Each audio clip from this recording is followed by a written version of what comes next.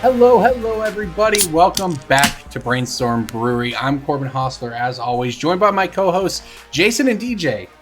Did you guys hear this week that the U.S. government officially released footage of unidentified flying objects? Aliens drinking bleach.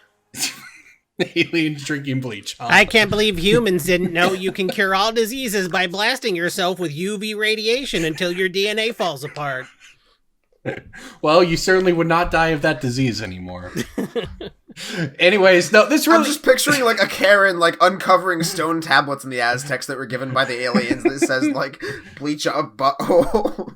It's, hey, we watched, I think they made an Indiana Jones movie around that. DJ on probably Planet hasn't seen Zur, it, we but... cure diseases by opening up businesses and making poor people go to work so they can't get unemployment. That's how we cured it. Thanks, aliens. Anyways, it truly is a special episode this week because we have a great guest on. Everybody, welcome Shivam Bhatt to the podcast. How's it going, man?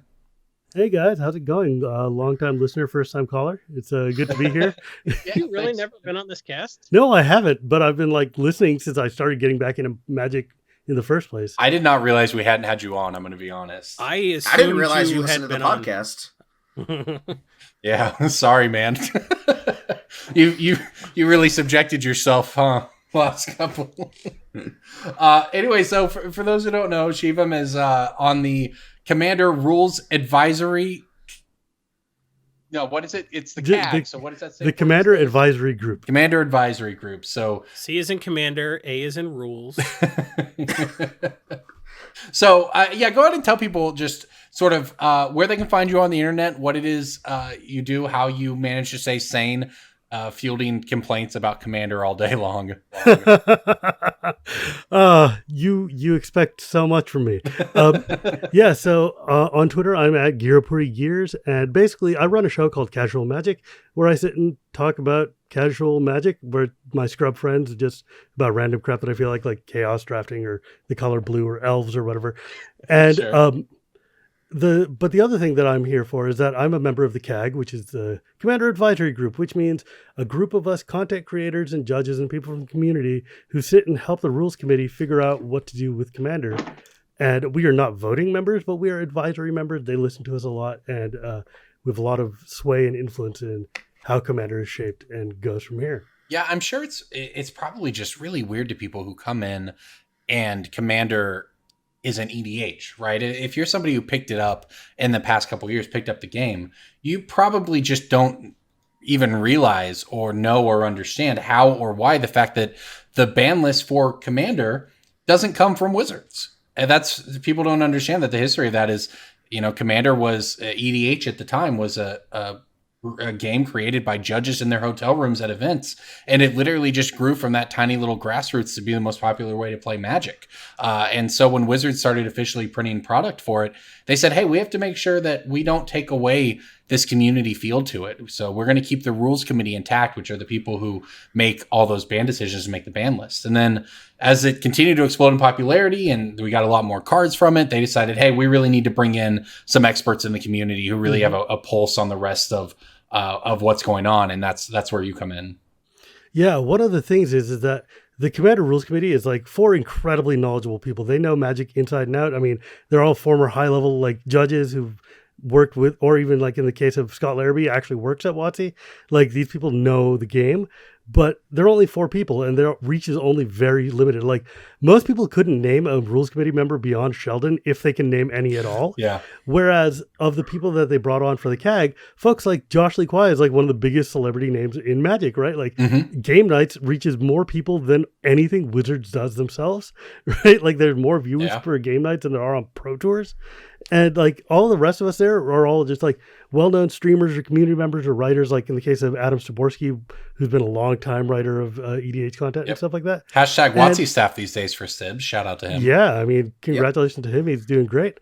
And it just like, by having us here to act as kind of a conduit for like the voices of all the people, like I have a huge reach on Twitter and on the internet in terms of just getting information that can be brought back to the rules committee, because like they don't know everything that's wrong or right with Commander, and the like folks like us can bring back stuff like data, information, just the tenor of the community, and help Commander just continue to be like prosper, right?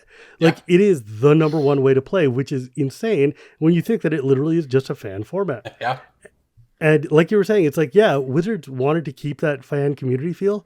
But the other thing is that WotC loves having a second party running, like a party that they are deeply connected with, intertwined with, have a great relationship with, but that is distant from Wizard of the Coast. Cough, cough, so the that, DCI, cough, cough.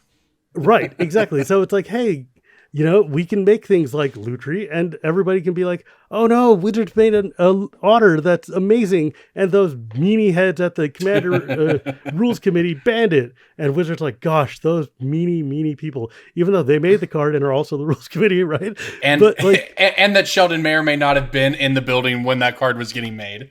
Right. It seems like and they so might have had a plan for that. Yeah, so it's like, okay, you know what? I mean, all that being notwithstanding, it's better for the format that it's run by like the rules committee, because the rules committee can spend all of its time just thinking about Commander. Mm-hmm. Wizards is always going to be thinking about things like selling cards or what is going to be the next hotness. I mean, people are like, oh, we want Wizards to run the thing, because every time the rules committee does anything, obviously we did it wrong. Right. And but do you really want the people who create who are printing things like Oko running EDH? I mean, look, we all have But also, do we want them to not make cards that could be good in a lot of formats because of like how it would impact tiny leaders? Right, exactly. It's like, I mean, I shouldn't say things like this, but one of the things that like Brian David Marshall likes to say a lot is that one of the worst things that happened to EDH is when Wizards put the Eye of Sauron on it and started really actively making cards for it. Yes. 100%. I mean, I think there's some amazing. They printed Bajuka Bog and BDM lost his mind. Well, yeah, I mean that card might as well be good. Arcane Signet is the biggest flag bearer of this recently. Yeah. They're saying your whole deck is about to be obsolete, one card after another. Get your wallet out. Yep. Yeah, I realize this used to be a bulk rare format, but now this is a, all your staples are $20 format. Yep. That is like the best single summation of the change that's happened in the past decade as I've seen. Yep. It went from, hey, go dig through the crap at the back of your LGS to find this one random Kamigawa card nobody's ever heard of that does something cool, amazing thing. charcoal diamond. That seems pretty good in my mono black deck. Yeah, eat it. It's like, oh, what? Mirage? What even is that? And then now it's just like, okay, well, here's the Commander card. It's going to be $35 to $50. You better do it now, right? Like Arcane freaking Signet. You know what's funny is that while we're just talking about this, none of us have mentioned probably what I think might be the most egregious design that was aimed at Commander, which is Nxy Doom Ancient. God, I hate that card. I think everyone's just agreed not to play it. Three is the new 2. Yeah, exactly. People just don't play it. I've just never played it. I've literally never seen anyone cast that card. And you know what? We've all forgotten it exists, and that's where it should be. Well, it was released, and then 2 months later, the apocalypse happened. I mean, that's true. Yeah. The thing about Nxy Doom is like everybody tried it for a minute, and they're like, well, that certainly gets a lot of mana. Okay, next. Yeah, it's still, but that's the thing too, because 5 years ago, that card would have been nuts. But look, at some point it was inevitable, right? We knew that if everybody in the world starts to play a format, it doesn't matter how weird the rules are or whatever, it will eventually, I'm not going to say be solved, but people will eventually figure out what homogenized. Yeah. Like people are going to figure out what's better or what's not, regardless of whether or not places like EDH Rec ever came along. Like that's all fine. I think it's more it's the Arcane Signets. It's a Nxy Doom. It's just I thought the Primordial Cycle was the first one where Wizards literally designed cards for Commander, and then those cards are either incredibly powerful still, or in the case of Sylvan Primordial, banned.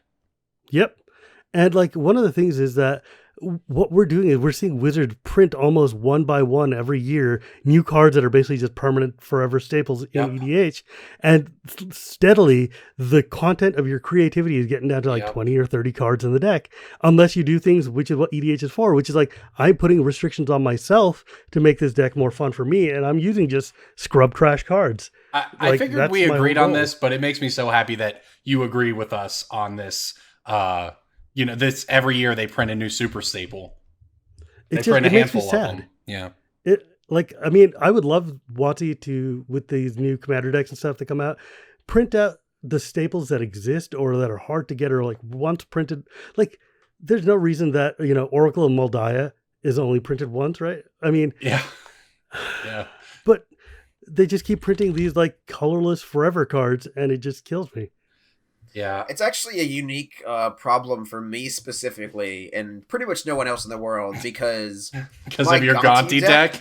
requires organically heavily played. Yes, I get hundreds of thousands of, I can run it over with a chair. Yeah, that doesn't count, I know. Unless you like, I'll just accidentally run it over with a chair, then it counts.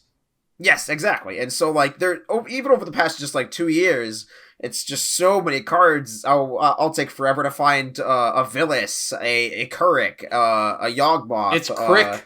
An Arcane It's Signet. Crick. DJ. It's Kurik. It's Kurik. Crick. It's like the coffee maker. No, it is not like the coffee maker. It is like the stream out in the woods, out over yonder, a hop, skip, and a jump away from my house. Creek? It's a crick. You're the coffee maker. It's a crick. Come on. We gotta Now, go rescue mind you- Tommy down by the crick. Old Yeller. JJ, Old Yeller came back. JJ, add banjo noises to whatever he was saying. I tried to bust out some. I already do that in my head. I tried to go pretty Oklahoma there. One time I was looking for directions to a small town football game, and someone literally told me it is a hop, skip, and a jump away. And I just like did a double take because the only time I had ever heard I was even aware of that phrase is that they named a Pokemon evolution cycle after it. That's a pretty Hop it, common skip idiom. loom, and Jumpluff. And then someone said it to me in real life, and I just did like an actual double take out in the middle of nowhere. Marcel said Oklahoma. that on this cast, but he said like a hop and a jump or something like that. Well, he would have said like a hop, jump, and a Well, nap he or he something. botched it Yeah, for sure, but yeah. like that's happened literally on a podcast where you may or may not have been here. Yeah. So it's not like Jason, you don't some remember dude the with cast no from teeth last in week. Oklahoma is the first person to ever say that. It's a fairly Let's common just- idiom. Jason remembers Corbin Imagine Dragons Dead. Jason remembers podcasts from 7 years ago, but not 7 days ago. Now, I don't want to crap on WotC too much, though, because they did give us things like God, now I'm blanking on the name of that stupid card that lets you get lands in white. I mean, get treasure tokens in white. That is in every Smothering white Tithe. deck. Smothering Tithe. Yeah, Smothering Tithe, which is basically like a forever staple as well in EDH, Yeah. but it's also one that was desperately needed. So But I'm like White super needed okay it, with yeah. That card is really annoying to play against, but it's also fine. Just kill it. My you white know? deck can't get to 4 mana, so that. Yeah, it's like, look, dude, it's white. They need the help. Yeah, that I mean, card's a lot of times people are like, why isn't this card banned? It's so strong. I'm like, because it's white or red, dude. Nobody cares. Like, white or red desperately need whatever help they can get. Relax. It's Yeah. fine. Yeah, I'm no kidding. I mean, speaking Unbanned prime time. I'm like, dude, you think green needs more mono ramp? Really? ban 7 Primordial too, please. Yeah, and now that they've and they've Sundering moved, Titan while you're at it. they've That's a moved green card. they've moved the design of green mana ramp to increasingly cards that can get any named land. So like they Yeah. really don't need Primeval Titan anymore, right? Like, so, I mean, you could almost make the argument that Primetime doesn't matter because they've got so many cards that do it. But Primetime as a creature is the most abusable, obviously. Prime Yes. time is pretty disgusting. Yeah, absolutely. All right, so thanks for having Shivam Golos on. gets 1 land, and he's like the most popular commander right now. Which is, I'm sorry. Golos. Oh, yeah, well, Is it Golos or Golos? I think it's Golos. Whatever it is, It's man. Golos. It's It's Crick. Nickel Golos. Anyway, so what we do want to do tonight, since we have Shivam on, is to debut a new segment. It's been a while since we've done this. You know, usually these segment ideas just exist in our group chat where I come up with an incredible idea and then we all forget about it a week later. But in this case, we're making it to the podcast. So This segment is called the Budget Decks because it has the initials TBD because we do not know what to name it. we do not know what to name it. Please So what give we're going us... to do is we're going to take suggestions in our Discord. If you don't have access to the Discord, go to patreon.com/Brainstorm Brewery for $1 a month or 20 or 25 cents an episode, which is very cheap. You can have access to the Discord server where you can tell Corbin that he pronounces words wrong, and you can help us name our new segment. That's right. And here is the idea for this segment. Now, we're also obviously soliciting feedback here, but look, we know that we have our niche in finance. We also know that a lot of people who listen to this podcast don't care all that much about finance. We also know that we want more people to listen, right? We've been trying to expand our community. It's why we have Patreon goals for number of patrons rather than dollar amounts. So we're trying to figure out how we can bring it all together. And what we have come up with is budget EDH replacements, EDH recommendations, if you will. So the idea that we're going to start with tonight is that every week we pick a card that is very popular in Commander, but also very expensive and maybe a hindrance to people. And we all come up with our favorite card that is not $20 or $30, or in the case of our card tonight, Wheel of Fortune, $100 or whatever the card is up to now. So it's 300, guys. Sure, yeah, whatever. Someone on TCG Player listed it for 300, so it's 300. That's the new price, yeah, $300. I don't know Wheel of how Fortune. this works, but I am angry about it. If Magic Card Market has copies available for significantly less than $80, then that doesn't count because that requires more than 6 clicks to get to. Yeah, that's right. All right, so it is time for the new segment TBD. Shivam, you're our guest. How about you go first? I know you came prepared. Sure. Like, now, first off, I've wanted Wheel of Fortune for about 25 years, and I've just been too lazy to actually pick it up. And so That's how it goes. I mean, I'm just like, it's $15. I don't want to pay $15 for a card. 1994, that's a lot of money. And now I'm like, well, you're a doofus. So, but what I was thinking about is that in Core 2020 last year, Wizard of the Coast just reprinted a card from Scourge, which was actually really, really cool, and downshifted it to uncommon. And I'm talking about Dragon Mage, the Dragon Wizard for 5 and 2 red. That's flying, and whenever it does combat damage to a player, everybody basically wheels. You discard your hand and draw 7 cards. And it's a 5/5, so it's already just taking chunks off your life. And this card is super fun. It's like less than $1. It's less than a quarter in most places because it's just an free. uncommon. Yeah, it's basically free. And I mean, yes, it does cost 7 mana, but it's just fun. It's a super fun card, and it does the Wheel of Fortune effect. And by the time you need to draw cards anyways, you're kind of that far into the game. It's also, unlike some of the other cards I think that we'll talk about, it's a repeatable wheel effect in a way that obviously Wheel of Fortune itself isn't, but neither are any of the other cards we'll likely talk about. So Dragon Mage is expensive, but it's repeatable. I will say I have a little bit of a personal vendetta against this card. Because back when this card only had 1 or 2 printings and it was worth listing on TCG Player, just from Scourge and C15, it is nearly impossible to list swiftly on TCG Player because there is a card fight Vanguard archetype called Demonic Dragon Mage XYZ whatever. And so there's 97 listings of those before you can get to the Magic version because that's how TCG works. It's kind of like how if the card game Force of Will ever came out with a card or set named Alliances, I was going to just go postal. That is... so Dragon Mage has always been a little pet peeve of mine because that card used to be worth a few dollars and it used to be worth listing. I had a so I would Scourge type foil. Dragon Mage, enter, oh great, filter through Magic, now scroll down. So there's my little... All right, that was a very specific complaint, DJ. I had a Scourge foil that I got greedy on and I didn't take a fair number on, and now it's worth 25 cents. But the thing about this, though, is that if you've got something like Aggressive Assault or something that gives you extra combat steps, and then you play one of those cards, it's like, oh, you take damage for every card you draw, like Underworld Dreams or whatever, you can just have a real fun time with Dragon Mage just wheeling off. It's a cute card, it's super cheap, and people should be playing more of it. I mean, It's also wheels scales like really well with haste. Nekasar made wheels a thing, and then Locust God came along, and now Xyrus. So it I hate seems Nekasar like so goddamn much. it seems like every couple years, I think people are going to learn to hate Xyrus even more because you have access to green. Every couple years, like these wheel cards are relevant again, and people are acting like Wheel of Fortune going up is new. It's not. It's happened before. It'll happen again. Yeah. But right now, nobody's listing anything on TCG Player, so. Of course, the price is whatever it is, because it's not a real number. That's right.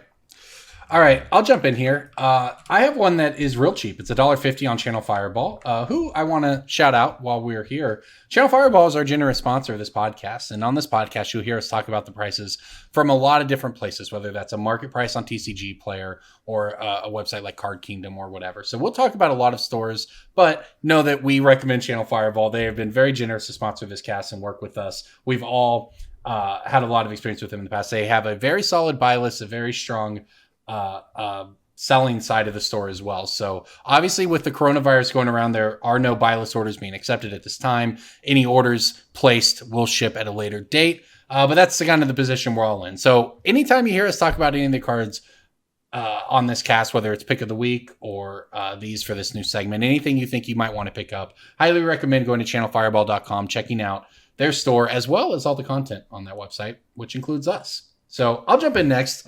I'm going to go with a Battle Bond card, a recent one here, Corvath's Fury. It's $1.50 on Channel Fireball. It's a interesting design for a wheel. It's 5 mana sorcery, but for that extra 2 mana, you get some sweet options. For each player, choose friend or foe. Each friend discards all the cards from their hand, then draws that many +1. This card deals damage to each foe equal to the number of cards in their hand. So whether you want, this is probably the coolest of sort of all these different wheel effects that have different ways to wheel and different manners in which they wheel. But this is the only one that gives you the maximum amount of control over your wheel. So at $1, it's a pretty sweet, not only as a budget replacement, but just as a card to keep an eye on, because like Jason said, wheels become relevant every couple years, and this is a very unique one. That whole cycle in Battle Bond of the friend or foe cycles is super fun. Yeah, Piers every Whim one of those one, I've played right? with has just been great. Yeah. I think Piers Whim is the one that I really like. It's a green mana 4/1. Your friends get any land.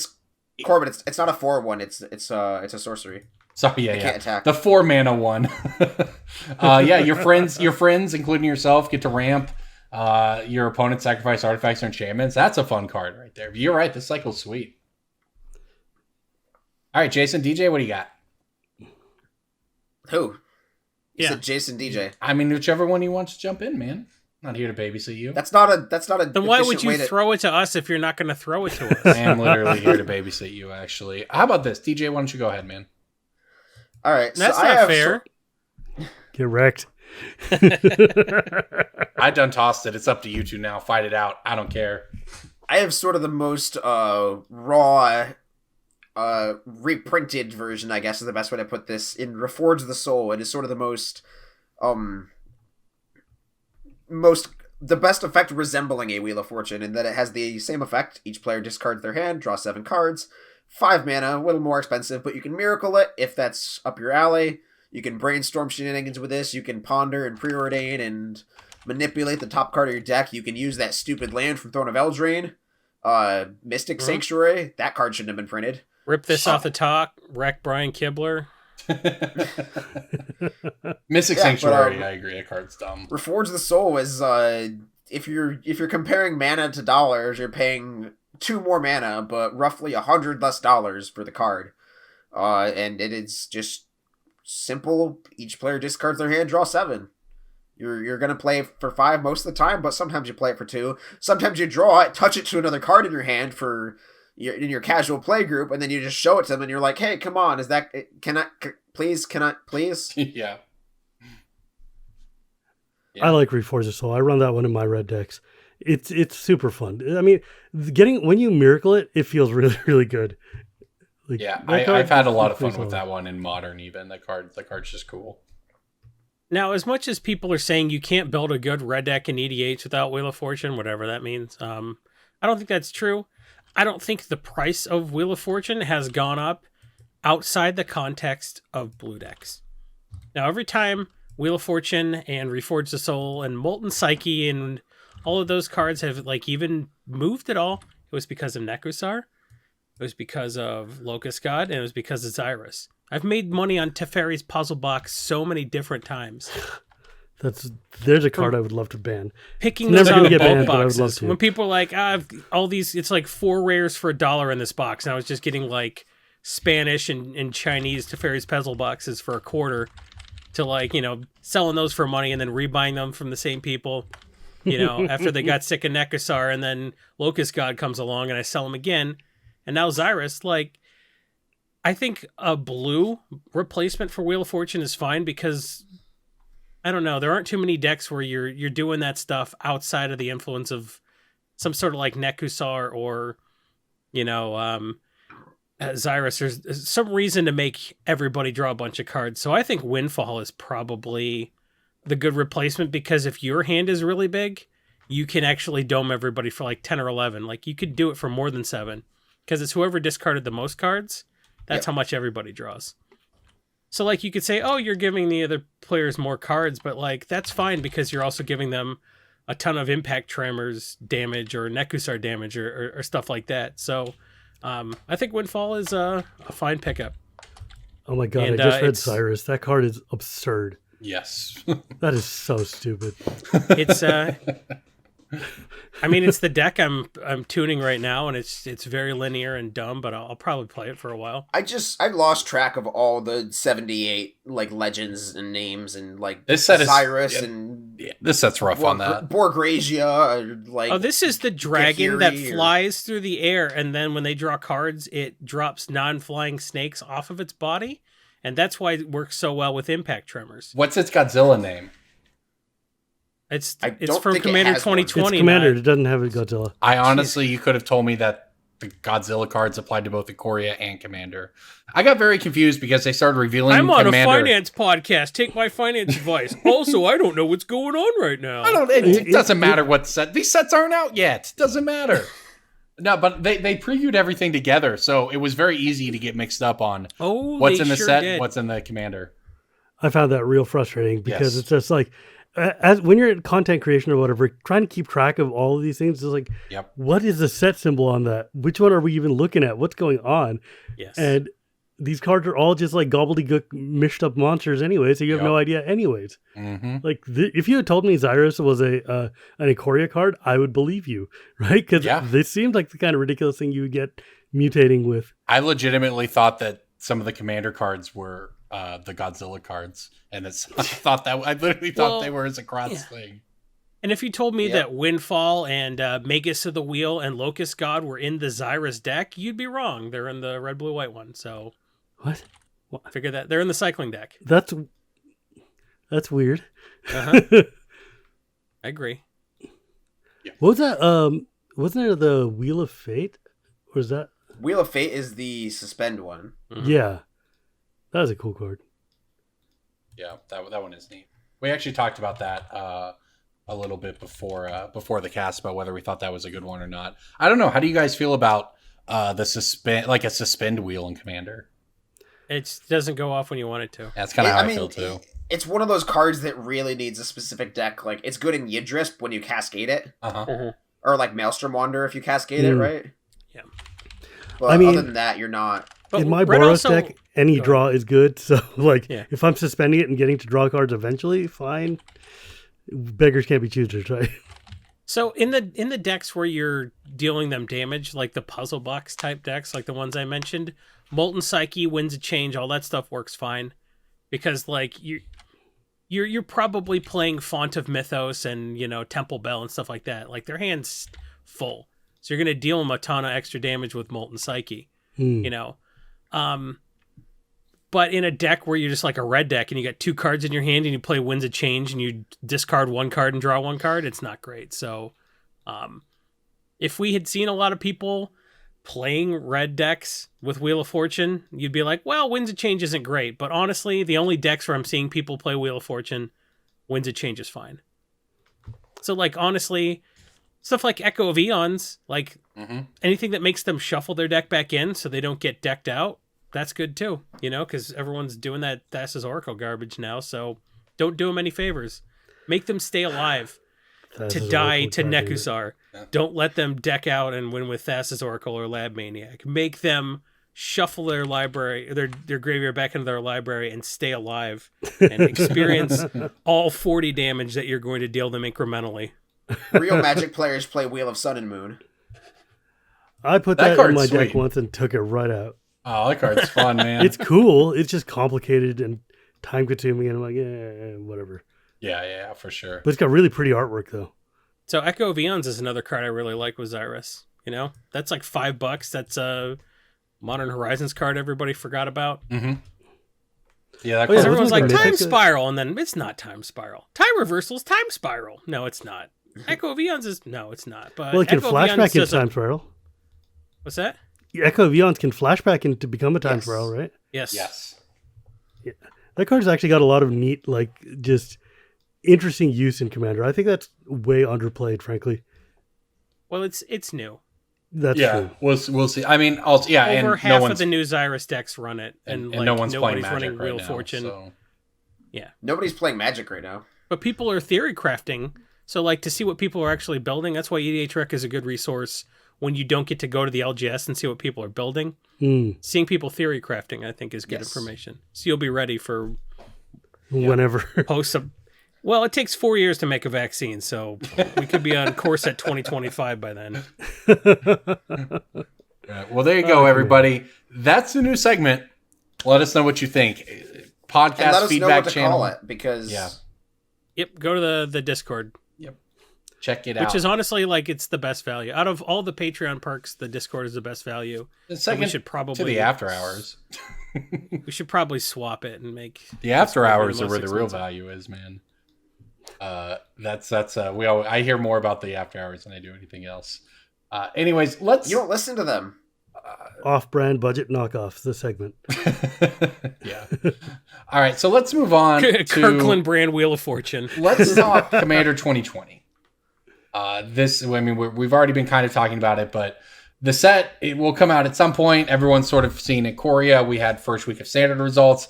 There's no financial relevance to them right now, other than the fact that companions are good. So I don't even feel the need to try to recount the standard results for all of you this week.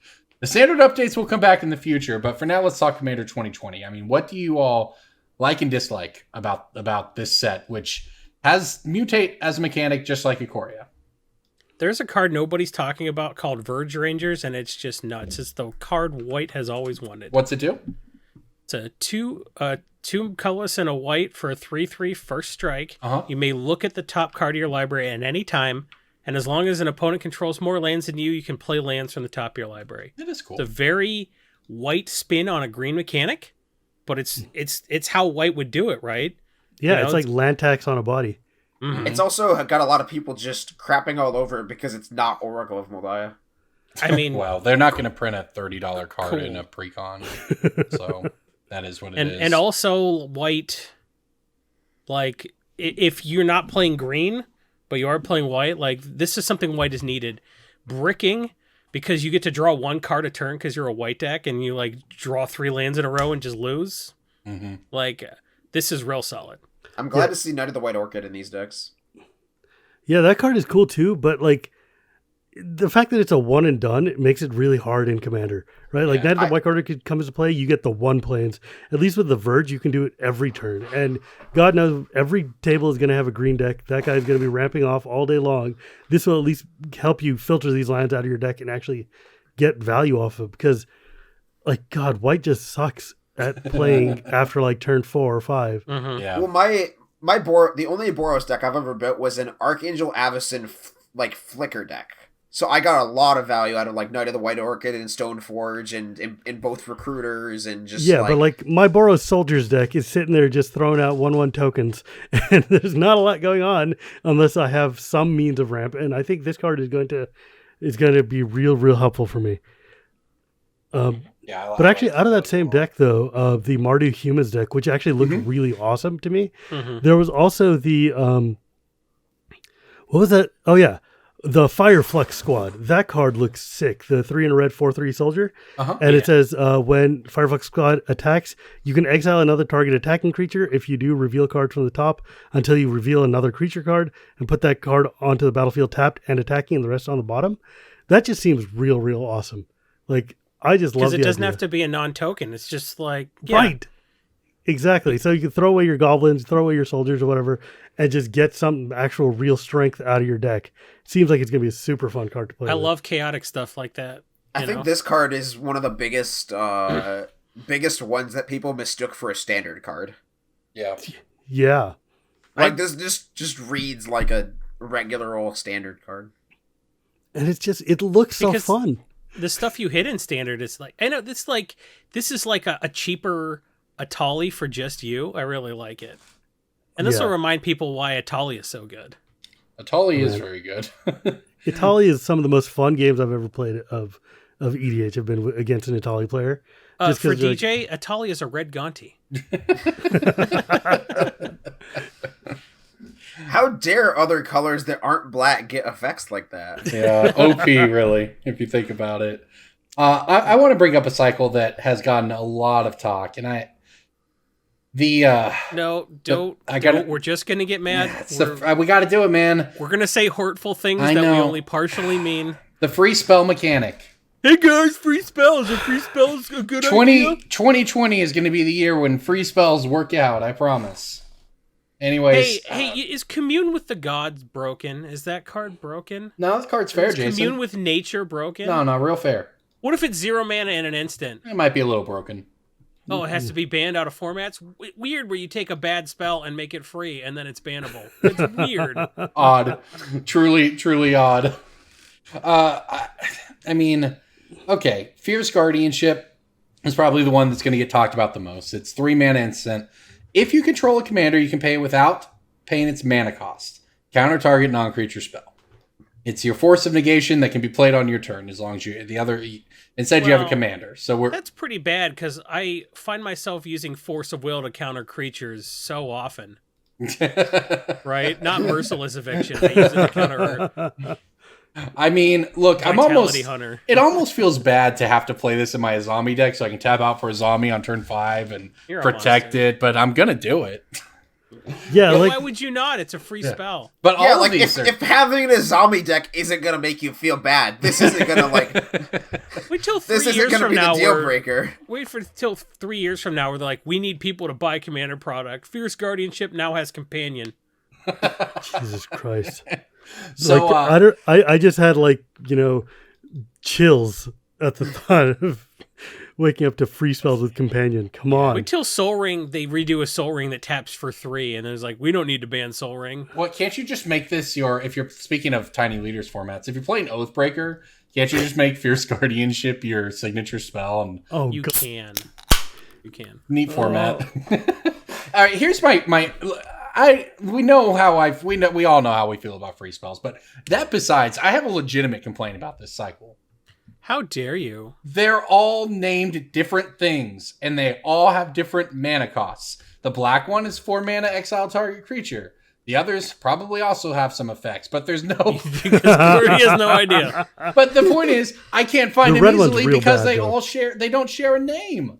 They don't share anything similar. They all have the same Force of Will, Contagion, Pyrokinesis. The spread 4 damage, is that what it is? Bounty of the Hunt, Scars of the Veteran. Those are cards that you've said. They're all in the cycle, man. That's the Force of Will cycle. I bet you didn't know that. Sure, man. Oh, from Alliances. Have the same name and have different mana costs. Flawless Maneuver is the white one in this cycle. That's the only one that I'm actually excited and happy for. This card's great. 3 mana instant. Tight. Free as if you a have your tokens commander. player, getting free indestructible makes me so happy. Yeah, this card is very good. Vampire Nighthawk got another reprint, guys. Nice. Guys? Just what we needed. Guys, Vampire Nighthawk? I love that card. It's a good card. It is a great... I'm never sad about Vampire Nighthawk. It's just not a pick anymore. Or it's very barely a pick or whatever. I'm really excited about the impetuses. What are those? Impetai? They are auras that you put on other people's creatures. You usually put them on other people's creatures, but it's enchanted creature gets +2/+2 and is goaded, so it will always throw down with something that's not you. And then whenever enchanted creatures attacks, its controller does get something bad or you get something good. And I have a Thantis deck, so I like to slap things onto things and make things fight things that aren't Shiny me. Impetus making their consecrated Sphinx have to attack and giving you a treasure token is just... You're so dead by that point, it doesn't matter. That's so good. You're so You're so Corbin, dead. I put a Hunted Horror into play on turn 2 and attacked you with it, Yeah, that felt bad. I'm just saying, if you're putting a Shiny Impetus on your opponent's consecrated Sphinx, things have gone wrong for you. Not everybody is in a zombie deck with 5 free counter spells.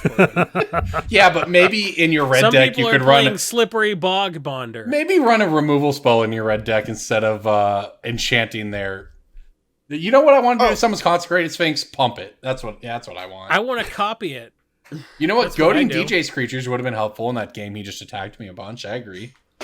Yeah. So Slippery Bog Bonder is going up in price every day. I realize that the prices don't mean anything, but The prices don't matter, but the trends do. Right. The fact that it's trending up is people are like, hey, this is better than I thought.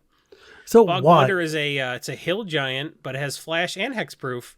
When it enters the battlefield, you put a hexproof counter on target creature. So that'll be a D6 or whatever that you're like, is that a 1/1 counter or what is that? I hate this.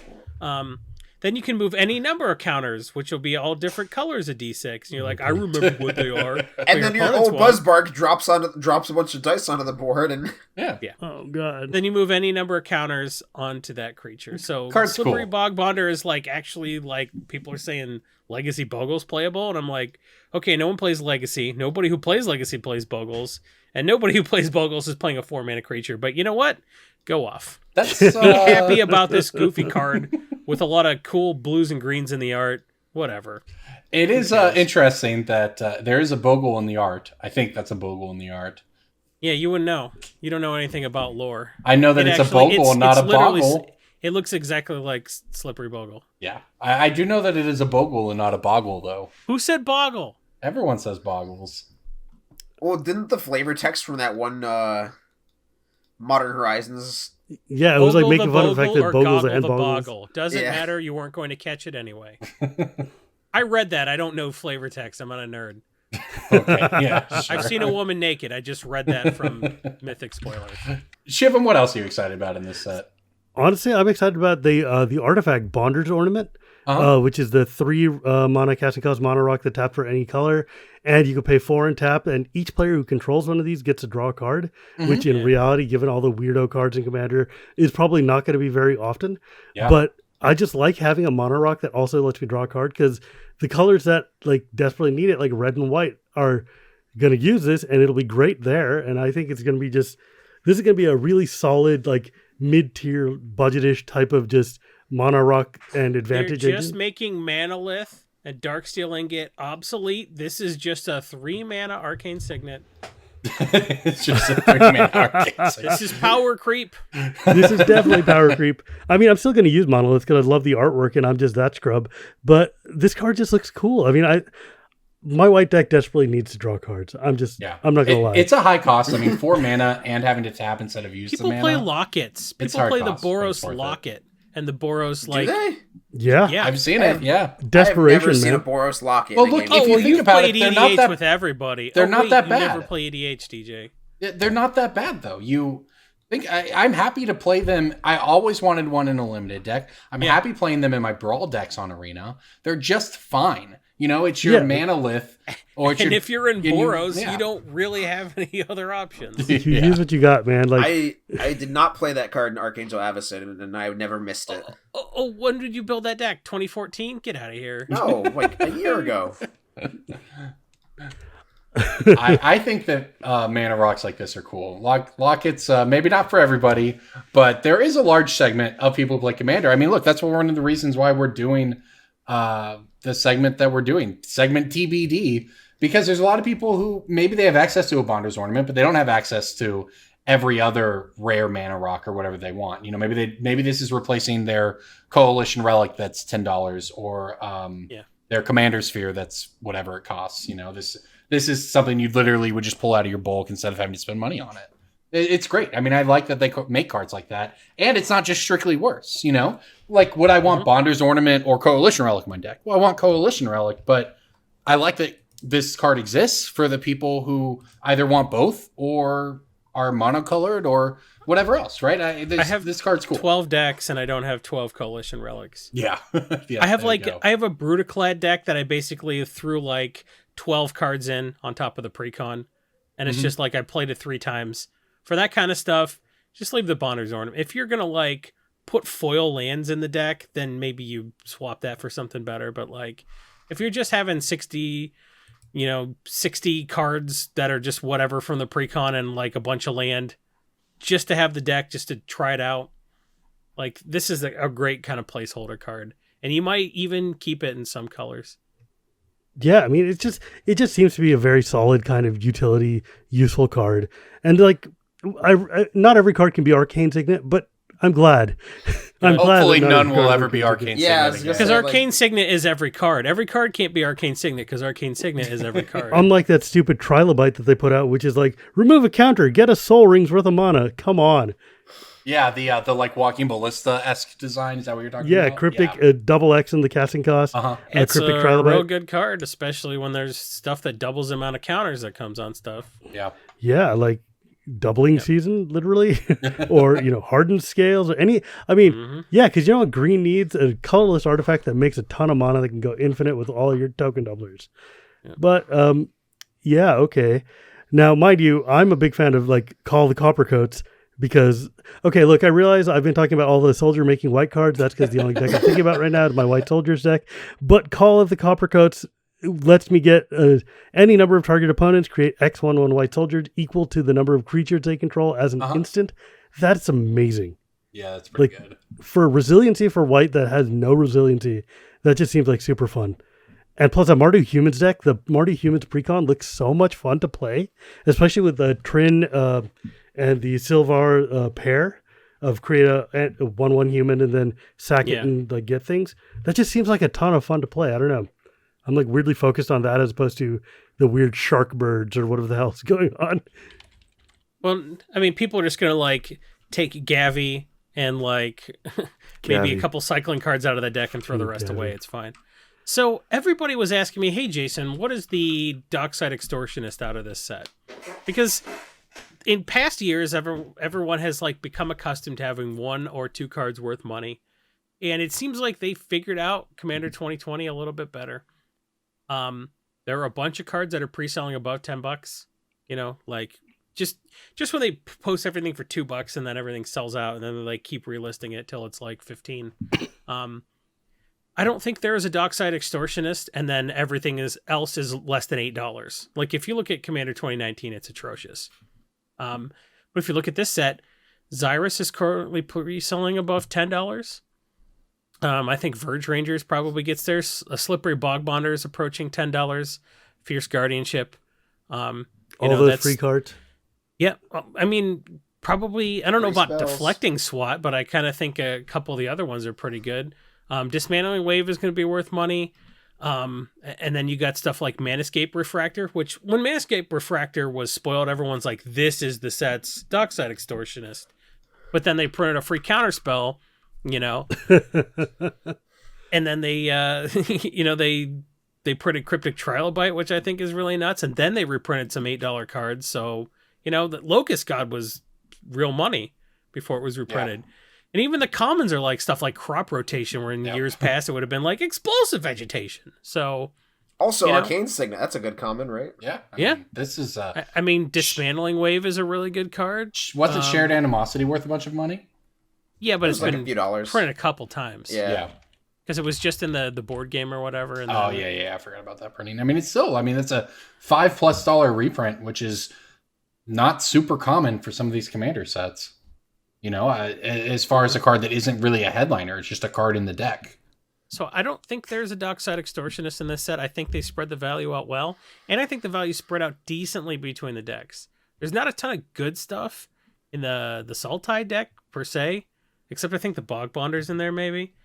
But, for the most part, they didn't make the mistake of just throwing the Locust God in the Xyrus deck. I think it originally was, and they're like, we should put this in the cycling deck. Because you're gonna trigger Locust God in a cycling deck, it turns out. So yeah, that seems fine. There's decent Planeswalkers. They reprinted Nahiri and, Johnny Unyielding. These are all good Planeswalkers to reprint. Yeah, it looks like one of the big money cards in that Sultai deck is the Tidal Barracuda.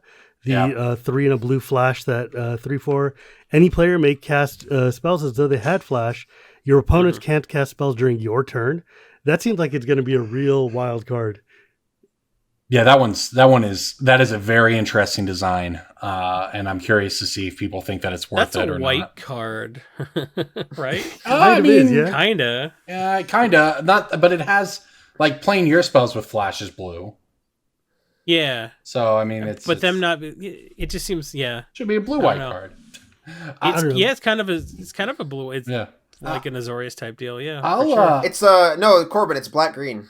Yeah, it's black green. You're right. As 4/4 flying vigilance. Flying in vigilance, Yeah. just like a black green creature. Um, I got that question right on the quiz, so I wasn't mad. did you really? Everybody, yeah, I got that You're one. the It was only obvious. I don't think I did the quiz, but good for you.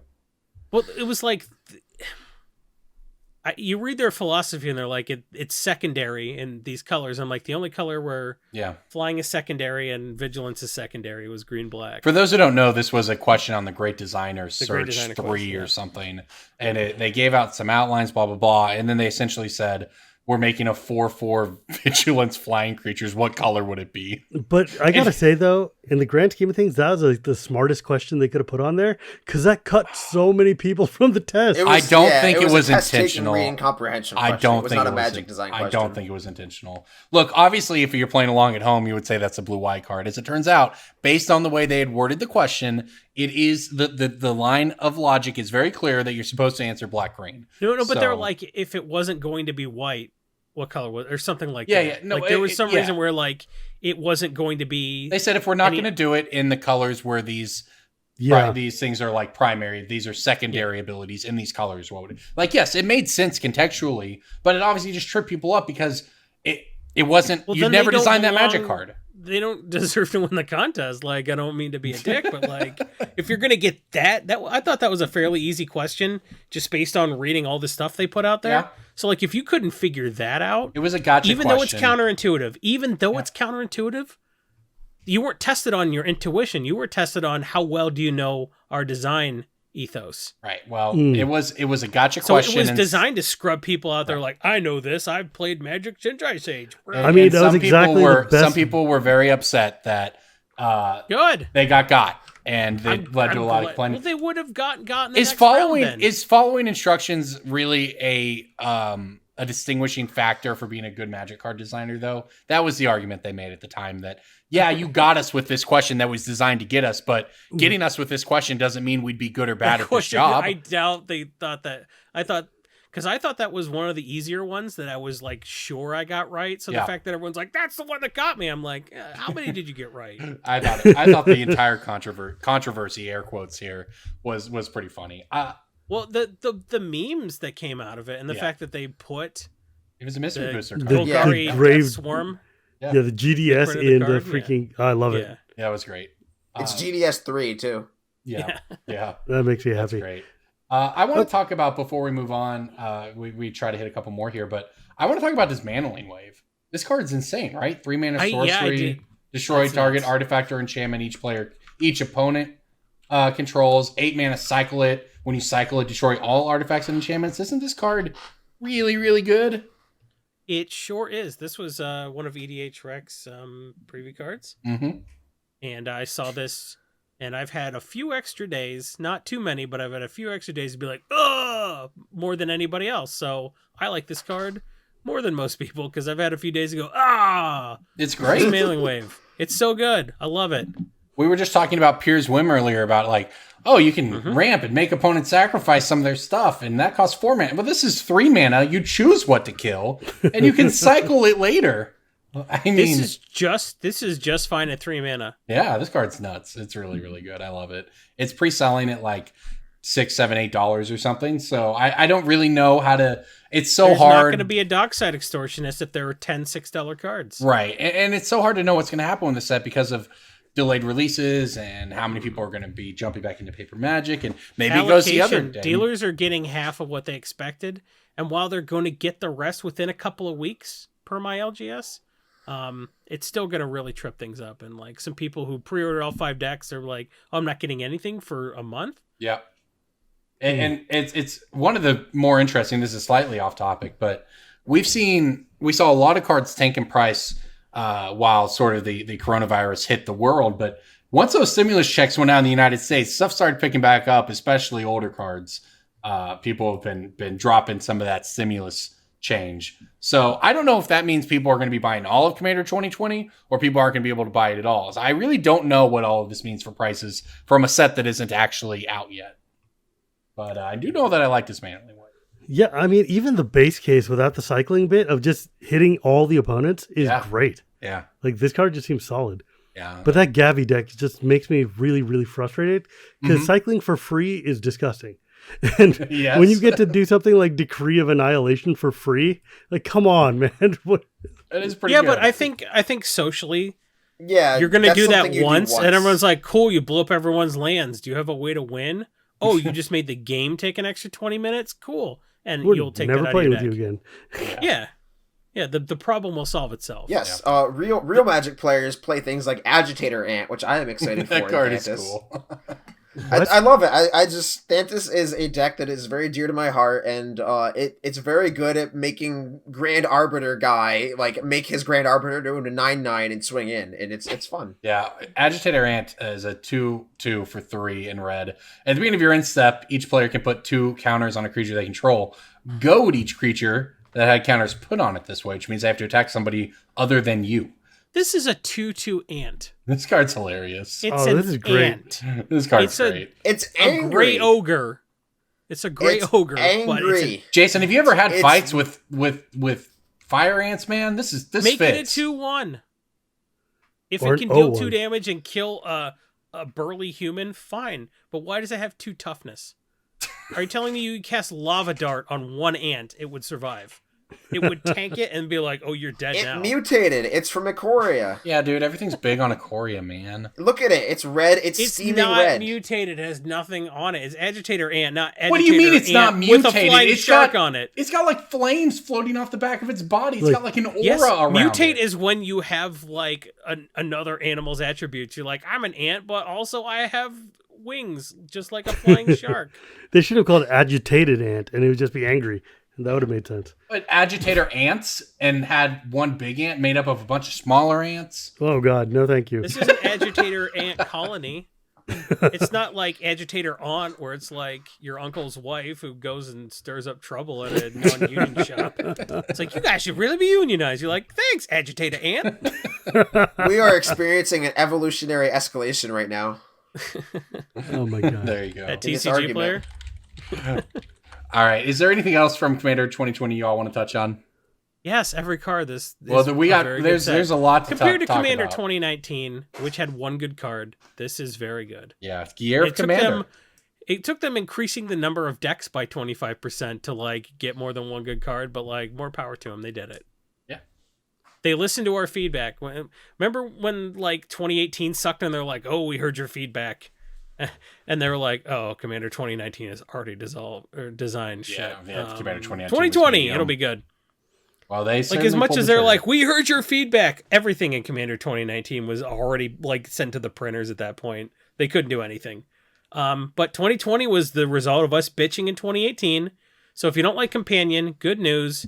In 2 years, they will reverse course. I Yeah, like the Companion. Planeswalker commanders are at the printing presses now. Yeah, it's probably true. Zero man. If you control another commander card, this is 0 mana. Think about how many of these cards are going to show up in Commander Legend. Like how many of these weirdo free cards and companion cards and other just psycho designs are just going to show up in along with 78 new legendary creatures. Yeah, no Oh kidding. my God, I have such a headache just thinking about that set. Yeah. But one thing though, I'm really happy that they reprinted Archon of Valor's Reach, Sure. the 5/6 Selesnya one that like Yeah, green white. yeah, that card's just cool, and it's neat to have more of them, and it makes me happy to see that just hanging out again. That card is fun. I played that in my L for a while. Yeah. All right, so let's move on to an old segment, but a favorite. Breaking Bulk. Dun, dun, dun. This is a Play segment. Breaking Bulk. How do we play it? This How do is we play the Corbin? this is the segment where we make up the rules every week, and we all pick a card that we receive in bulk or that people think is bulk that is actually not bulk, and we try to make each other guess what that card is. Oh, a card? Because mine was going to be the Betrayers of Kamigawa spin down. I thank God you beat DJ You, to you it. made that joke already. It I will make it every week. never gets old, actually. It's a token. I can't tell you what card type it is, or that'll give it away. I hate you so much. All right. On that note, who would like to go first this week? Breaking bulk time. Breaking bulk time. Break. Oh, yeah, Breaking Bulk. There's so much good stuff. It's a pick. Breaking bulk. The end. All right, I'll go first then. I have a Magic 2011 uncommon artifact that's been reprinted a bunch. Dragon's Claw. Nope. Temple Bell. Elixir of Immortality. Oh, Nope. uncommon. Yes, it is Elixir of Immortality. 50 cents, M11, M12, M13, M14, dual decks, mystery boosters. Cards been printed a lot, and yet it's still 50 cents. Yeah, it's not always an incredible pick, but it is on buy They lists made more often than Felden's not. Cane obsolete. This is the Arcane Sanctum of Life Gain cards. I will always Arcane hold it Signet? against Yeah, it. yeah. Because Felden's Cane is one of my favorite cards from the olden days, and the fact that they would just make it use. I mean, okay, first off, I'm pissed at Magic Forever for not reprinting Felden's Cane with Felden. Like, Sure. come on, That's literally the reasonable. one place. I understand that. Yeah. Ugh. Anyways, He doesn't need a cane. He's using his dead wife as a crutch. you mean his dead wife Wormcoil Engine? All I right. love Felden so much. Fun. Jason, go ahead. I have got an Urza's Legacy blue card that has been printed 3 times. Wait, I know this one. Tellurian Academy. Urza's Legacy. Snap? No. It is no. Snap. No. Wait, I had it. Urza's How would Legacy. you have it? That's the bottle. No, that's Destiny. Crap. It's your destiny to get this wrong. Crap. Is You were still playing Pokemon in those days. that was Also, it's a flask, Corbin, not a bottle. It's an whatever, man. Erlenmeyer flask, not a. We've been over this. Well, that's why I thought I would get it right, but apparently not. I wrote an angry tweet to the producers of the television show Nailed It because they refer to an Erlenmeyer flask as a beaker. That's not true, but I did get drunk and forget to do that. It's the hammer, Corbin. There's still time. Great story, Jason. Thank If they you. still have Twitter accounts, there's still time. DJ, go ahead. I have a Guilds of Ravnica rare that has never been reprinted, and it's white. Protean Hulk. Close. That's what when it comes That's a to closer DJ. guess than Corbin would have given. So when it comes to DJ, You it's did a- name a rare card, so that's 1 out of 3 ain't bad. Yeah. What is Guilds it? of A Ravnica white white? rare from Guilds of Ravnica? yeah, Oh man, rares are so stupid. it's not a token. It's not a spin down. It is not one of the punch out pieces from the board game. It is a Magic the Gathering card that was printed in the past couple of years. Dawn of Hope? Yep, there you go. Good guess. Dawn of Hope was a bulk rare for a while, and then it just slowly crept down because it has 3 important words on it: gain, life, and draw. Yep. This is one of the top. Let's see. 1, 2, 3, 4, 5, 6, 7, 9. Yep. This is the 10th most expensive card in the set somehow. Mostly just What do you fetch mean lands in front of somehow? it. I mean, What's in this set? fetch Divine fetch Visitation. lands. Shocklands. Shocklands. Sorry, Shocklands. And Night of Autumn. Assassin's Trophy. Oh, Oh, God, Astro. Guilds of Arclight Ravnica. Phoenix. I was thinking of Ravnica City of Guilds. Oh, not quite. Chromatic Lantern also in this set. So this is more than Seraph of the Scales, then? Seraph of the Scales was RNA because it was yeah. Orsov. Yep. Dawn of Hope is like one of my favorite cards out of This that is set. the up pointy one, not the down pointy one. Yes. That's correct. One of my first favorite cards ever was Well of Lost Wishes.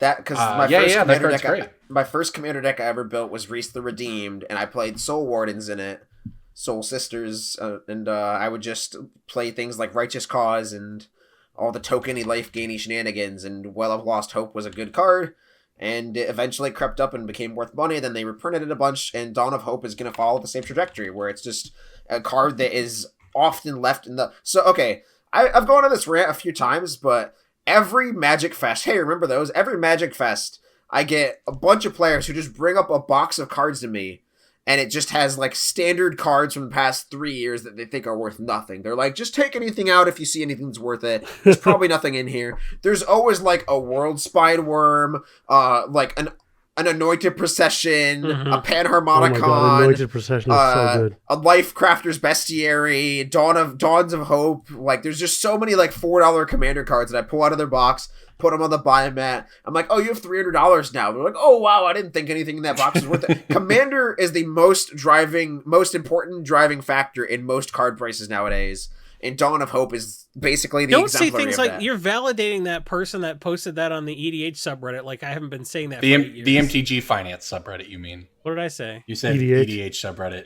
No, Whatever, Jason is referring. Somebody did post on the MTG Finance subreddit saying, "Hey, everybody, I think Commander's the biggest driver of prices now. And everyone's like, what a genius. You've solved it. You got to be kidding me. Come on.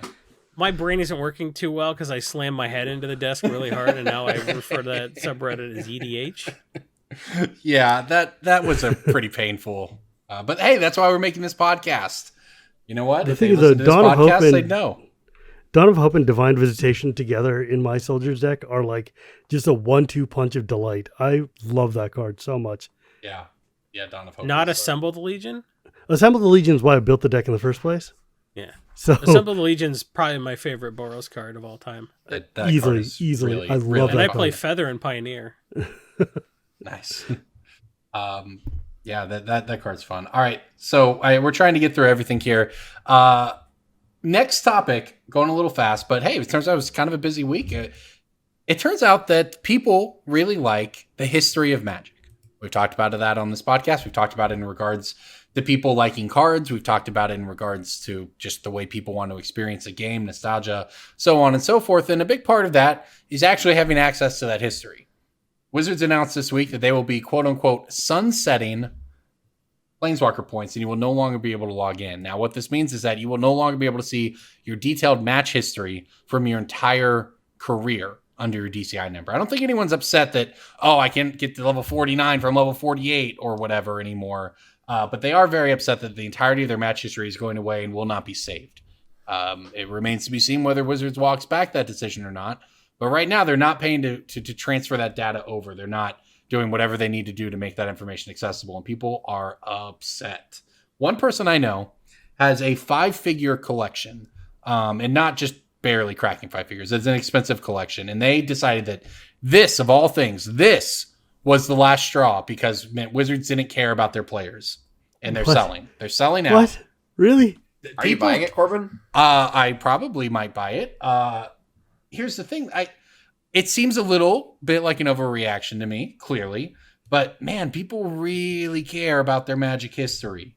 And taking it away from them because you don't want to pay somebody to migrate the data, that's a bad look. Right? Like, For a company that's like got money to make face shields right now, like you Yeah. got a bunch of people at home doing nothing. You would literally have people who volunteered to migrate that data, like actual, I don't even know what it would be, software engineers, network engineer, whatever the hell kind of engineer it can migrate what I'm sure is a disgusting data set in the back end. But it could be done, and people would do it for you for very cheap or free if the alternative wasn't going away forever. And well, I guess we'll see what Wizards does because they're trying to get rid of it forever. I'm not torn up about it, but I mean, it kind of sucks, right? Like, If anybody is torn up about it, it's just, Like, I get it. I get you it, made right? people mad for no reason. Yeah, I mean- it's not a big deal in the scheme of things, but why? Just why? You make billions of dollars a year. Pay somebody the $10,000 contract to migrate your data or whatever. Like, come on. I mean, if I was them, I would be like, look, we're not going to use DCI numbers anymore. You can just have this, like, we'll just keep the records up as a text file, database, whatever. Just leave it there. Pay the something. $20 of server cost to just keep it going. We just won't add to it. You're all moving to this new system. Peace out. But I mean, personally, I don't care because nobody needs to know what I did in my pre-release in 2010 or in my FNM in 1995 Yeah. or whatever. It's like, fine, I get it. I mean, Well, and that's but the problem, though, right? Is that Yep. nobody can scrape it because the data's not public. You can only see your own. So somebody could see if they beat you in that pre-release in 1999, but there's no way for anyone to even get that data. So if Wizards chooses to kill it, it's just gone. And I mean, I Just just think it was a sucks. little funny. Some number of European players were replying, trying to use that European data safety law or whatever. Sure. but the data's not. It's not like your personal private. it's not that kind of data. Yeah, it's It's not not the like same your kind of Facebook. data. it's just stats, man. Yeah. Yeah, but I mean, Magic Sorry, players bud. are nothing if not stat nerds, right? It's just such a no upside move. I understand the emotional tie to it. I get it. I mean, it doesn't impact me, but that doesn't mean that it doesn't impact other people. And I mean, there are ways to save your specific thing. Just go and expand all the events and then, save the true. website. That's But it's true. just such a complicated. It's so there's no. You're exactly right, Corbin. There's no upside here. There's Like all you're doing is just pissing off a bunch of people for no gain at all. A bunch of people who, by the way, might have a couple reasons to be on edge already. Yeah, and who are all your most invested people to begin with? Yeah. Right? Like if you're someone who's got long enough record of DCI number, like my DCI number is a 6-digit number. I've been around for a long time, right? Like if you're one of those people who've had like a Pro Tour history or something where this kind of thing actually matters, yeah, I would be salty about that. Yeah. But I like this feels very much like a Hasbro trimming the fat move. It feels like somebody was like, we're not going to sign off on the budget to let you keep this around. So GG. Yeah, they're probably not wrong that the system is terrible, outdated, needs to go. They have Wizards accounts now or whatever. Like all of that's true. My thing is just let how hard it will be to keep up the website so people can. Yeah, you could keep it up as a legacy version. You could pay somebody to migrate the data. The reality is the reality of the corporate world is that it's probably a budget decision that got made 12 layers up. And then somebody at the end was like, oh, crap, this means that people aren't going to have their match history anymore. And they're like, well, we're working from home now. What are we supposed to do? We're working from home and we have a significantly reduced revenue. Am I supposed to tell my boss that no one's standing up to fight for that inside the company, like in a way that matters, I guess. Right? I haven't checked mine in 5 years, so I'm not going to pretend this is a big deal. Yeah, right. I had to figure out what my password was to even look today. Yeah, exactly. I mean, look, I'm sure there are people in the company who are standing up for it, but it's just a question of, are they going to be able to get any traction? And at some point, that the answer is no, and what can you do? So it's just kind of an unfortunate situation, I guess. But I mean, what I learned today from looking through that is that in 2011, when I was unemployed and going to Worlds in San Francisco, when it was close to my house, I drafted for the first time ever, and I lost both of my first two drafts. The first one against Luis Salvato, and the second against Reed Duke, two players who maybe someday I hope will find something to do with their careers. But wow. I remember sitting down at a draft at 2011. It was like literally I had nothing. I had never drafted before. And then one of the guys gets up from my draft and I'm like, oh, where's he going? It's like, oh, he's got to go get his Hall of Fame ring. Because I was playing against like Shuhei or something. I'm like, oh, well, crap, man. I guess that's why he was looking at me weird for drafting badly. That's crazy. That is awesome. I mean, look, you're demonstrating the value of this right now. For me, the best thing about it was that when I started playing, there was a player at my local store who was, I think, a reasonably good Magic player, but also a cheater. He would mana weave very, very clearly and very badly, but it was just like a thing where the store owner wouldn't really call him on it, and he would just constantly try to he would constantly try to pretend to not understand the rules to get people. So just kind of a scummy Magic player, right? And he beat me a lot when I first learned how to play. But the last time I checked, and it's been years since I've seen or played against this person, I was up lifetime on them by one match. And we'd played like 30 times because we played at the same 10-person LGS for 3 or 4 years or something, right? We played a million times, but I was up one on that person, and now this is going away forever. Guess we're always going to end that way. So I have a winning record. I have a winning lifetime record against Ray Perez Jr. Ooh, now you're talking. Mostly at F&M, but still. Former Rookie of the Year runner-up Ray Perez Jr. Oh, he was Rookie of the Year. Belatedly. Hey, it still counts because of another cheater. Because of the guy at your LGS, Betcher. Probably. It was Jared Betcher. That was the Jared Betcher year. The guy single-handedly responsible for getting Amulet Titan banned, getting Summer Bloom banned in Modern, because it turned out he was just viciously cheating. Or maybe that was somebody else. This deck is really consistent. I can't keep him. I honestly can't keep him straight. That might have been a different cheater, but our old intern used to idolize Jared Betcher and bought him a sub one weekend. Like before the whole... Like a sub, like a sandwich, or like an OnlyFans subscription? What are we talking here? What kind of sub was sandwich? Oh, I think he probably acted like a sub is what happened. Oh. I just had to check. All right, one more topic for this week. If you'd like a sub, go to patreon.com/Brainstorm Brewery and sub to us for $1 a month. I know some of you out there, and maybe just one of you, but somebody out there really, really was listening for this part of the podcast. So despite the fact that we've gone a bit long here, we're not going to cut it out because I know you'll be angry at us. It's time for Pick of the Week. Pick of the Week. Pick of the Week. Pick of the Week. for the pick of the week. All right, pick of the week. Who wants to go first? I got Crick, Crick. son of Yawgmoth, father Are you of sure it's not a paying son of mana costs. Yigmoth?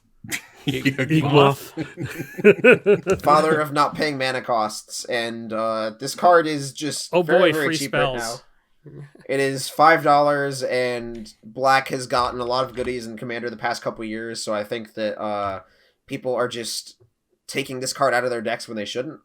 I think people aren't buying it because it's impossible to search for it on the internet. It's the number one mono black commander on EDH Rec. It has more decks than Yawgmoth, Marrow-Gnawer, Shirai, and Gaunty. Dang, the card is fun. For those who don't know, we're talking about the Crick. It's a 7 mana, but 3 Phyrexian mana on that 2/2. But as lifelink, for each black symbol and a cost, you can pay 2 life instead. So it gives all your black symbols Phyrexian mana. And then whenever you play a black spell, you put a counter on it. And it has lifelink, so that works out pretty well. This card is crept down to around $5 in the past the past year, I guess. It feels like it's been 6 years since this card came out because the state of the world April's is in been a long shambles, year. But It's been the worst. It's been a long I heard decade tell that already. if you want to find a crick, though, you got to go turn down at Old Magruder's farm and go past the That's three about cows. right, man. Yeah. It's a hop, skip, and a jump away. When you hit the general store, you done gone too far. Crick. I'll jump in. yeah, Crick in my this neck card thinking started about out at like $25-$30. It went down to $50. It's just gone down, and I think I don't think you can get any cheaper. Yeah, I think 5 is the cheapest it gets. This card is a little hard to reprint. I mean, it's one of those cards where I don't think it goes in Commander Legend just because I think that they're very careful with where they put Phyrexian mana. Yeah. And Are they? Well, They're like, Phyrexian mana, we don't want people paying 2 life for free spells. Let's get that Phyrexian mana shit out of here and just give them free spells.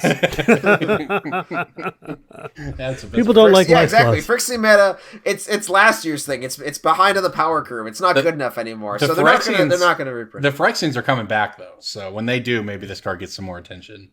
Probably not going to bring back Phyrexian mana though. But I just think that this card can easily. This is one of those cards where you look at it another year and it's 10. Yeah, easily could be. It was in what, Modern Horizons, or was it in one of the commander It's, sets? It was in C19. It was in the. Right. I believe it was in the red black deck. You know, because I couldn't remember where Crick was from because so many cards have come out since C19, and it's so many weird supplemental sets have come out since then that it could be like Modern Horizons. Who knows? It's like, where do these cards even come from anymore? Yeah, that's. I had to look that up too. Actually, I would have guessed whatever the Masters set was last year. Whatever. Yeah. 3, I don't even know anymore. Cards all blend together. Everything's. It's crazy. Battle Boy. I just went so fast from I don't know how I'll survive in my house for 2 weeks to what is months? I don't even know anymore.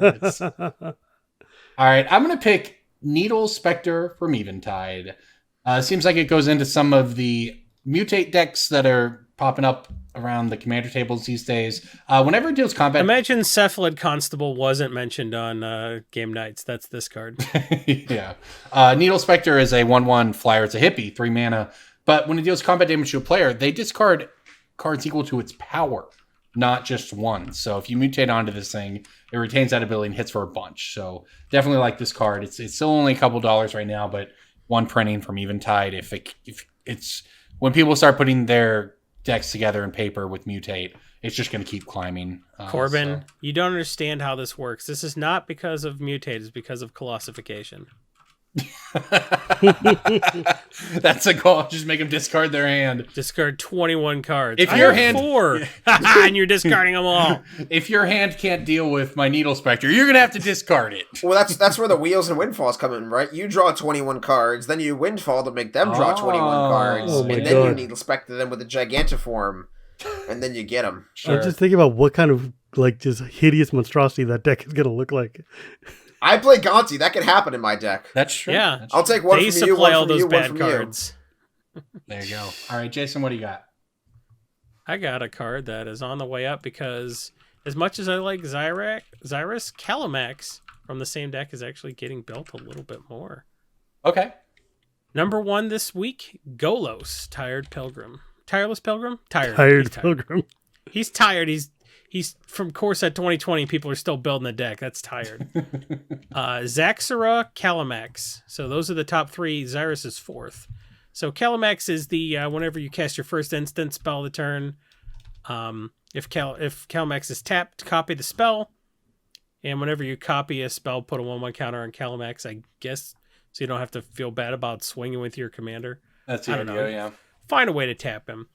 The card I like is Thousand Year Storm, which is currently like $4, but it's on its way up. That card's great. Thousand Year Storm is from Guilds of Ravnica, the up pointy one. Yes, that one. When you cast an instant or sorcery spell, copy it for each other instant and sorcery spell you've cast before it this turn.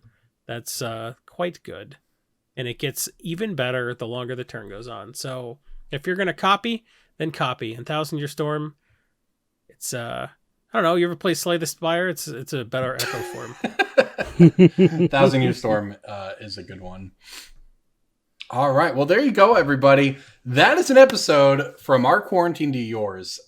Anything else y'all want to touch on before we get out of here?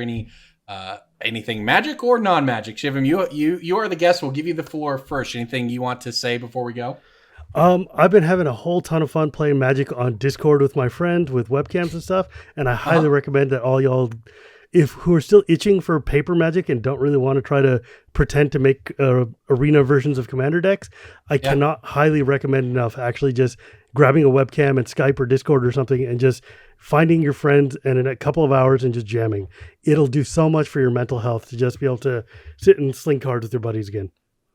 Maybe we should play with patrons. Dude, it's hella fun, man. I'm telling you. A Patreon goal. You get to play with the three of us. With Corbin's I win on turn 4 a zombie deck. Wouldn't that be fun? Is that what you want? It does not do that. I have exclusively fair decks. I took Mind Over Matter out of my zombie deck. Come on. Exclusively fair decks? Don't you have like Carador and Azami and that's like it? I have 7 decks, bro. Oh, that's more than DJ. Oh, wait, I have a pick of the week. Okay. In M20, one of the M20 is, in my opinion, the set that went most under the radar last year. Like, it's got so many crazy good cards in there that people just kind of ignore. And one of them is one of my favorites, Moldervine Reclamation, which is like a quarter or whatever for an uncommon, that when a creature you control dies, you gain a life and draw a card. And there's a ton of Aristocrats decks out there right now with Corvald and with all these other sets that are just involving your dudes going to the yard. And this card just quietly provides a ton of value over the course of a game. And it's totally worth it.